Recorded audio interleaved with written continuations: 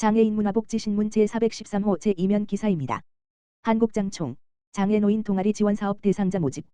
한국장애인단체 총연맹, 이하 한국장총, 은 서울사회복지공동모금회의 후원으로 장애노인 동아리 지원 사업을 운영한다.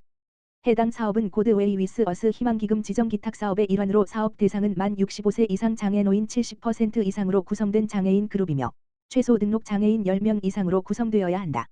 한국장총 관계자는 최근 눈에 띄게 심화되는 장애노인 문제를 개선하고자 장애노인의 사회 참여를 독려하고 장애노인들의 신체적, 정서적 치유를 위해 사업을 진행한다고 전했다.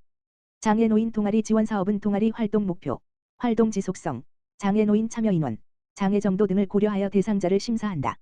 활동 내용은 여행, 스포츠, 음악, 뮤지컬, 댄스, 봉사활동 등 각 그룹에서 자유롭게 지정할 수 있으며 지원금은 한 팀당 최대 300만 원 지원될 예정이다. 사업 접수 및 선정은 1월 넷째 주까지, 대상자 발표는 1월 26일에 이루어질 예정이고 1월 30일에 사전 설명회를 통해 활동에 대한 안내가 있을 예정이다. 동아리 활동은 2월부터 5월, 총 4개월간 진행되며 지원받은 단체들은 활동 완료 후 5월 넷째 주까지 결과 보고서를 제출해야 한다. 해당 사업은 장애인 복지관, 장애인 단체에서 신청서를 작성해 이메일 mail@codef.kr로 발송하면 접수가 가능하며 신청 일시는 1월 18일, 목, 오후 5시까지다. 자세한 문의는 한국장총, 지역번호 02-783-0067, mail@codef.kr으로 문의 가능하다.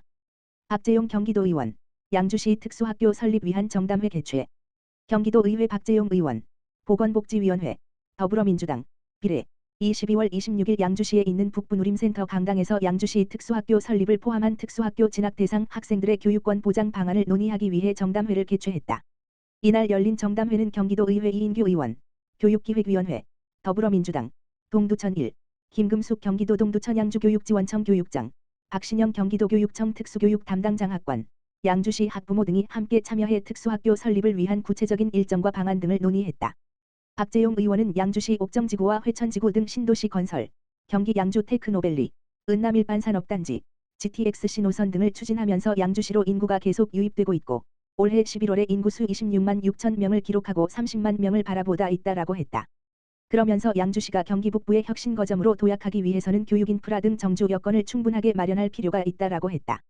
다만 특수교육 대상자가 빠르게 증가하면서 양주시의 유일한 양주도담학교가 특수 학생을 모두 수용하지 못하는 상황이 발생하고 있으며 입학을 유예하는 학생이 발생하는 등의 문제가 발생하고 있다라고 했다. 이러한 문제를 해결하기 위해서는 특수학교 신설을 조속하게 추진해야 하며 경기도의원으로서 특수학교 설립에 필요한 지원을 아끼지 않겠다라고 강조했다.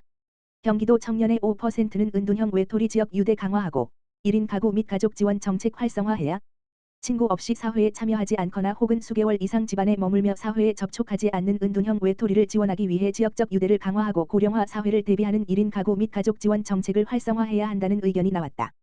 경기연구원은 이러한 내용을 담은 청년의 고립 은둔, 진단과 대책 보고서를 발간했다고 9일 밝혔다. 경기연구원은 보건복지부에 2023년 7-8월 실시한 전국 고립 은둔 청년 실태조사, 전국 은둔형 외톨이 청년 54만 명, 국무조정실의 2022년 청년 3실태조사를 바탕으로 경기도 19 물결표 쌓인 34세 청년 인구 278만 명의 5%인 13만 9천 명을 은둔형 외톨이로 추산했다. 보건복지부 실태조사에서 정의한 고립 청년은 타인과 의미 있는 관계를 맺지 못하고 어려운 일이 있을 때 도움을 요청할 수 없거나 요청하기 어려운 청년이다. 은둔 청년은 방이나 집 등 제한된 장소에 머물면서 타인 및 사회와의 관계 및 교류가 거의 없는 청년을 뜻한다. 과거에는 잘 드러나지 않았던 은둔형 외톨이가 급증한 배경에는 달라진 양육 형태로 인해 약해진 정서 조절 능력, 인터넷 발달과 배달 문화 등 적절한 은둔 여건, 강화된 개인의 영역과 느슨해진 공동체성 등 크게 달라진 사회적 요인들이 작용하고 있는 것으로 진단했다. 대부분의 은둔형 외톨이는 은둔에서 벗어나 사회와 관계를 맺고 소통하길 원하지만 의지대로 실천하지 못하며 불가피하게 은둔을 선택했더라도 은둔에서 벗어나기 위해 도움이 필요한 것으로 분석됐다. 경기연구원은 경기도의 은둔형 외톨이 지원 방안으로 법제도적 근거 마련, 정서적으로 유대하는 다양한 지역 공동체 활성화, 애착 형성과 정서 안정을 뒷받침하는 중장기 가족 지원 정책 추진, 육아휴직 유급급여 지원 제도를 단계적으로 보완함으로써 영유아와 주양육자 간 건전한 유대 형성, 주양육자를 지정하여 조기 퇴근을 보장하는 제도 도입, 예비 부모 교육 활성화, 은둔형 외톨이 고령화에 대비한 1인 가구의 정책 모델 실험, 은둔을 새로운 삶의 유형으로 인정하고 자립을 지원하는 정책 비전 수립 등을 제시했다. 오재호 경기연구원 연구위원은 당장은 은둔형 외톨이가 안전하다고 여겨 다가서고자 하는 지역적 유대를 활성화해야 한다. 투입 예산 대비 성과를 내야 하는 공공위탁사업보다 당사자들의 자발적인 자조모임 형식이 바람직하며 크고 작은 지역 공동체의 초기 구심점이 될 전문가들의 동반 활동도 필요하다며 중장기적으로는 부모 역할의 중요성을 인식하고 건강한 가족을 구성하도록 예비부모 교육을 활성화함으로써 개인의 고립과 은둔이 더 이상 확산하지 않도록 예방해야 한다고 말했다. 늦은 밤에도 365일 안전하게 부천시 공공심야약국 운영. 부천시는 2023년에 이어 2024년에도 야간 시간대 의약품을 구입할 수 있는 공공심야약국을 지정해 운영한다. 공공심야약국은 심야시간과 휴일에도 365일 운영되는 약국으로 오후 10시부터 다음날 새벽 1시까지 운영한다. 전문 약사의 복약 지도를 통해 의약품 오남용과 부작용을 최소화하고 시민들의 의약품 구매 불편을 해소하기 위해 마련된 제도다. 부천시에서 운영하고 있는 공공심야약국은 역곡동 세현대약국, 심곡동 뿌리약국, 원종동 메디팜 큰약국 등 3곳이다. 지난해 심야시간대 이용 현황은 총 18,111건으로 월 평균 1,509건이었으며 이용 연령은 20 물결표 쌓인 40대가, 구입 약품은 호흡기와 해열 진통 소염제가 가장 큰 비중을 차지했다.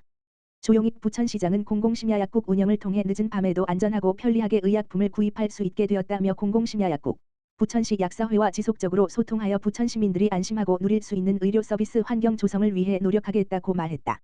16에서 30일 자동차세 연납 신청하고 5% 세액공제 받으세요. 1년분 자동차세의 5%를 할인받을 수 있는 자동차세 연납이 오는 16일부터 31일까지 진행된다. 자동차세는 매년 6월, 12월 과세 기준일 현재 자동차 소유자에게 2회에 걸쳐 부과되는 세금이며 경기도의 2023년 자동차 등록 대수는 652만 대로 매년 2%가량 증가하고 있다. 매년 6월과 12월, 연 2회에 나누어 납부하는 자동차세를 납세자의 신청에 따라 1월에 연납할 시 2월부터 12월에 해당하는 세액의 5%를 경감받을 수 있다. 매년 3월, 6월, 9월에도 신청할 수 있으나 연말까지 잔여기간에 대한 세액의 5%를 할인해주기 때문에 1월에 내야 가장 큰 절감 혜택을 볼 수 있다. 기존에 연납한 차량은 소유권 변경이 없으면 별도의 신청 없이도 납부서가 발송되며 새롭게 차량을 취득해 연납을 원할 경우에는 신규로 신청해야 한다. 위텍스 www.워턱스.co.kr 또는 스마트 위텍스 앱에서도 신청 납부할 수 있고 차량이 등록돼 있는 시군 세무부서로 전화 또는 방문해서 신청하면 된다. 연납 신청 후 납부하지 않을 경우 6월, 12월 정기분 자동차세 고지서 수령 시 납부하면 된다. 자동차세 연납 후 차량 소유권 이전이나 폐차 등의 사유가 발생한 경우에는 그 이후 기간에 대한 자동차세는 환급되며 타 시군으로 주소를 이전하는 경우에도 자동차세가 다시 부과되지 않는다. 최원삼 경기도 세정과장은 자동차세 연납은 절세 혜택을 받을 수 있는 좋은 기회라면서 어려운 경제난 속에서 조금이나마 도움이 되시길 바란다고 말했다. 경기도 위기임산부 안심상담 하라인 운영 3개월 63명 안심상담 샵사인 두려움에 떠는 목소리로 도와달라는 연락이 경기도 위기임산부 안심상담 하라인 010-4257-7722에 접수됐다. 청소년 미혼모 A씨가 임신 사실을 알고 부모에게 알리지도 못한 채 인터넷에서 방법을 찾다가 하라인에 닿은 것이다. 경기도 상담 결과 출산이 임박해 임양을 이미 결심한 상황이었다. 이에 도는 심리적 안정과 돌봄, 숙식, 병원 동행 및 출산 지원 등을 통해 안전하게 출산할 수 있도록 도우며 직접 양육 및 가정 복귀를 위해 A씨는 물론 부모님과의 대화를 꾸준히 이어갔다. A씨 가정은 경기도의 지원으로 직접 양육을 결정하고 아이와 함께 삶을 이어가기로 했다.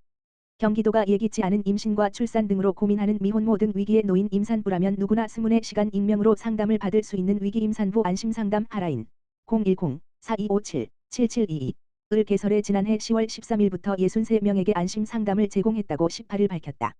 10월 13일부터 1월 8일까지 63명의 안심상담 중에는 A씨를 포함해 임신 중절 출산 등 고민으로 정서 불안정을 겪는 여성, 불법 체류 중인 외국인 여성 등 상담 이후 출산을 한 사례들도 있었다. 임신과 출산 등으로 고민하고 있는 임산부라면 누구나 직접 통화할 수 있을 뿐만 아니라 카카오 채널 등 누리 소통망을 이용하면 24번지시간 상담, 직접 찾아가는 방문 상담을 받을 수 있다. 전문 상담사의 초기 상담을 거쳐 임신 출산 진료비, 산전 산후 검사 및 출산비 등 심리 정서 치료 지원 신생아 양육용품 지원 건강관리 아이돌봄 서비스 및 보호, 주거, 지원 법률 지원 교육 지원, 대안학교, 직접 양육이 불가피할 경우 아동보호체계 등을 받을 수 있다. 안승만 경기도 가족다문화과장은 가족, 주변 사람, 누구에게도 임신한 사실을 알리지 못한 위기 임산부들이 용기를 내어 하라인으로 도움을 요청하고 이를 통해 세상 밖으로 나오고 있다며 경기도가 위기 임산부 단 한 분도 놓치지 않고 자립할 수 있도록 사후 관리까지 철저하게 하겠다고 말했다.